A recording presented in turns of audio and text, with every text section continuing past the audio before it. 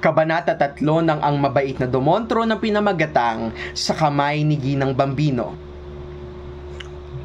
Si Ginang Maria Rosa Bambino ay nakatira sa Punawagen, karatig bayan ng Alyander. Pinanganak siya noong Mayo 10, 1829. Gitna siya sa 3 magkakapatid. Bata pa lamang ay gusto na niyang maging guro. Ngunit naantala ang kanyang pag-aaral dahil sa pagkamatay ng kanyang ama at ina dahil sa gutom sa kamay ng mga sundalo ni Pangulong Pershing de la Foria Jr. ng Varianya. Lumipat sa Gishuania ang kanyang mga magulang taong 1835 para makahanap sana ng maayos na trabaho dahil kasagsagan noon ng tagutom sa buong Midlands. Ngunit hindi nila alam ang suliraning kakaharapin nila habang naroon. Parehas na masukan sa isang kainan ng mag-asawa malapit sa base militar ng Vomeda na kabisera noon ng Gishuania.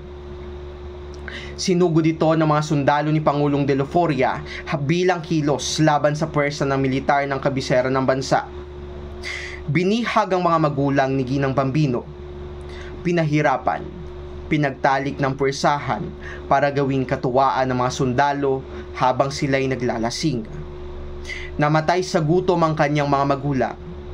Sumulat ang kanyang mga magulang ng liham bago sila namatay at nagmakaawa sa mga sundalo para ipadala ito sa kanilang mga anak sa Punawagen.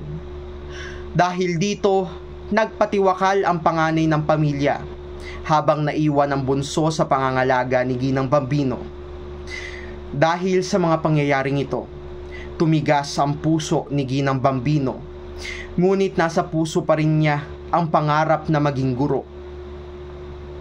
Pinag-aral niya ang kanyang sarili at ang kanyang kapatid sa tulong pinansyal ni Haring Kenneth noong siya ay 8 taong gulang.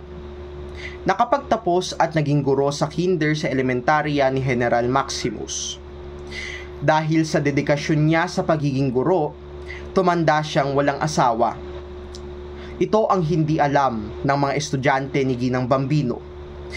Dala ng kanilang pagiging musmos, ayos lang sa kanila ang napipingot, namumura at nababato ng pambura ng yeso.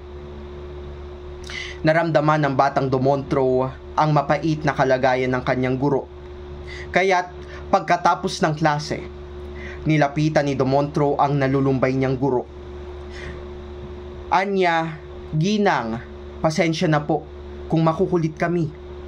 Alam ko po ang mapait na nararamdaman ninyo na sariwa pa hanggang ngayon. Hayaan po ninyo, darating din ang araw na makalalanghap kayo ng panibagong bukas na walang sakit. Sabi naman ng kanyang guro, anong pakialam mo sa sitwasyon ko? Hindi mo ako nakikilala. Kilala ko po kayo, opo, sa pangalan lamang. Ngunit hindi maitatago ng inyong mga mata ang tinik na naranasan ninyo sa inyong pagkabata. Ang walang mapagsabihan ng problema ang nagdulot sa inyo ng pusong nakakandado. Ngunit nariyan po kayo. Ang pagmamahal ninyo sa inyong bukasyon ang nagpapanatili ng tibay ng iyong bisig sa pagsulat sa aming pisara. Anak, hindi ko gustong mapaglupitan kayo.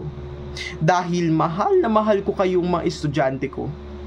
Tumanda akong walang anak, wala ring asawa. Kaya kayo ang tinuturing kong aking pamilya at anak na nagbibigay sa akin ng lakas upang ipagpatuloy ang pagiging isang guro. Tama ka, wala akong napapagsabihan ng problema kahit pa mga kapwa ko guro. Ina, huwag kayong mahiyang tumangis. Lumuha po kayo. Walang matibay sa mundo. Lahat ay nabubuwal. Ang bulaklak ay nalalanta dahil walang tubig na umaagos dito. Gayon din ang tao. Kailangan niya ng tubig na nanggagaling sa kanyang mga mata upang mabawasan ang pagkalanta ng kanyang sarili. Mahal na mahal ka po namin, aming ina. Dahil dito, humagulgol ng mabuti ang guro habang nakayakap ng mahigpit kay Dumontro. Nabawasan ng lungkot sa kanyang mga mata at tila ang nakakandado niyang puso ay bumukas. Anak, mahal na mahal ko kayo. Mula ngayon, susubukan kong maging mabuting guro sa inyo.